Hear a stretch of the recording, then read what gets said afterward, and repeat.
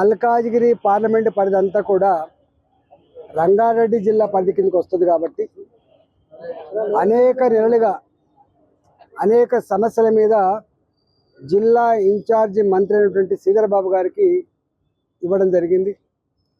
దాంట్లో ప్రధానంగా newly expanded city కాబట్టి పేదవాళ్ళంతా కూడా దేశవ్యాప్తంగా వలస వచ్చి అడ్డాగా ఉండేటువంటి నియోజకవర్గం కాబట్టి రోడ్ల సౌకర్యం లేదు, మురుగునీటి వ్యవస్థ చక్కగా లేదు, తాగే నీళ్ళ వ్యవస్థ చక్కగా లేదు.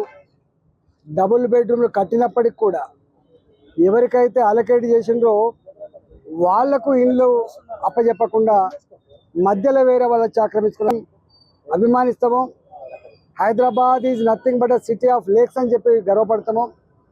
ఆ హైదరాబాద్లో లేక్స్ అన్నీ కూడా మురికి కూపాలుగా మారిపోయినాయి. దోమలకు, ఈగలకు, గుర్రపు డెక్కకు ఇవాళ భూగర్భ జలాలన్నీ కూడా పొల్యూట్ అయిపోయి ఇవాళ పనికి రాకుండా మారిపోయినాయి.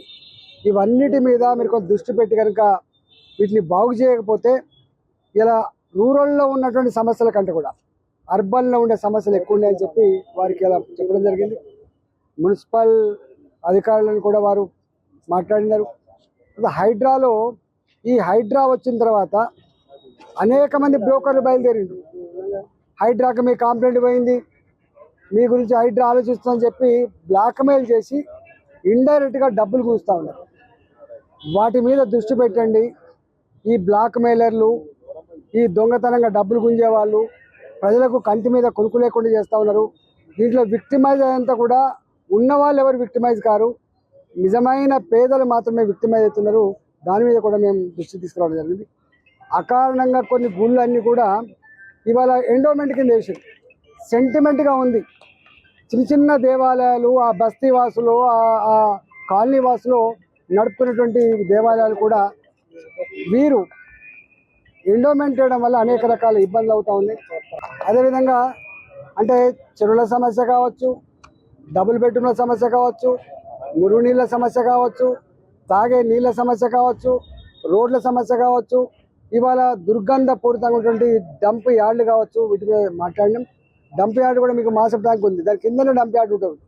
అంటే సెగ్రిగేషన్ పేరిట, చెత్త సెగ్రిగేషన్ పేరిట 100 కోట్ల రూపాయలు ఖర్చు పెట్టి చెత్తకు డబ్బులు ఇచ్చినప్పటికి కూడా ఇవాళ బయటికి పోకుండా ఇక్కడే దుర్గంధపూరితంగా అనేక కాలనీల మధ్యలో ఇట్లాంటి చేస్తూ ఉన్నారు.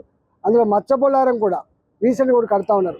ఇట్లాంటివి కట్టద్దని ఇవాళ ఒకప్పుడు 30 లక్షల జనాభా, 40 లక్షల జనాభా ఉన్నటువంటి హైదరాబాద్కి ఒక బాలాజీ నగర్ డంప్ యార్డ్గా ఉండే 1,20,00,000 జనాభా అయిన తర్వాత కూడా ఇలా నార్త్కి ఒకటి, సౌత్కి ఒకటి, ఈస్ట్కి ఒకటి, వెస్ట్కి ఒకటి, ఏ ప్రాంతానికి ఆ ప్రాంతానికి డంప్ యార్డు పెట్టాల్సింది పోయి ఇప్పటికి కూడా 1,20,00,000 మంది ఉన్నటువంటి బాలాజీ నగర్లో ఒకటే డంప్ యార్డు వాడడం అనేది అది దుర్మార్గమైంది, అన్యాయమైంది.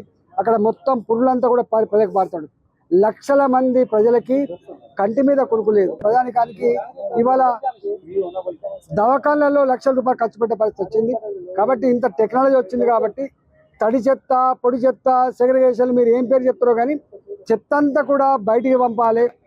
ఆ చెత్త నుంచి ఇవాళ టెక్నాలజీ పరంగా మార్పు చేసుకోండి, వాల్యూ యాడెడ్ ప్రొడక్ట్ మార్చుకోండి తప్ప ప్రజల ఆరోగ్యాన్ని మీరు చెడగొట్టకండి, వాళ్ళ జీవితాలతో చెలగటమాడదనేటువంటి చర్చ ఉంది. అవన్నీ కూడా మాట్లాడడం అంటే ఇట్లాంటి హైదరాబాద్ నగరంలో పనులు చేసిన వాళ్ళకు డబ్బులు సకాలం రాకపోవడం వల్ల కొత్త పనులకు టెండర్లు పెట్టినా కూడా ఎవరు వస్తలేరు. కొంత దానికి 1/3 అది దాదాపు తెలంగాణ జనాభాలో 3వ వంతు జనాభా ఒక హైదరాబాద్లో ఉన్నది.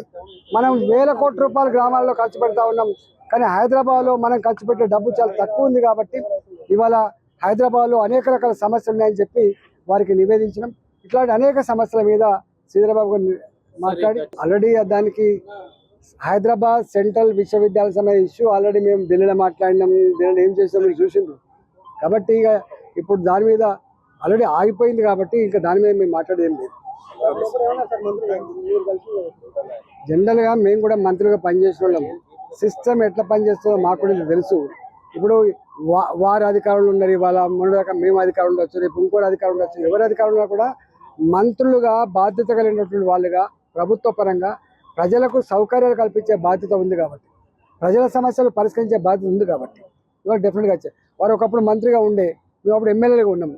మళ్ళీ మేము మంత్రిగా ఉన్నాం, వారు ఎమ్మెల్యేలు ఉన్నారు, మళ్ళీ వాళ్ళు మంత్రిగా ఉన్నారు. కాబట్టి ఇవన్నీ వస్తూ ఉంటాయి.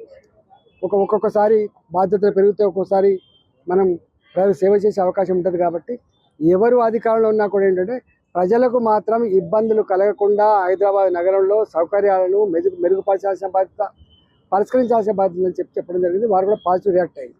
మరిన్ని వీడియోస్ కోసం ఛానల్ ని సబ్స్క్రైబ్ చేయండి. లేటెస్ట్ అప్డేట్స్ కోసం వాట్సాప్ ఛానల్ ని ఫాలో అవ్వండి. ఆ లింక్ డిస్క్రిప్షన్ లో ఉంది.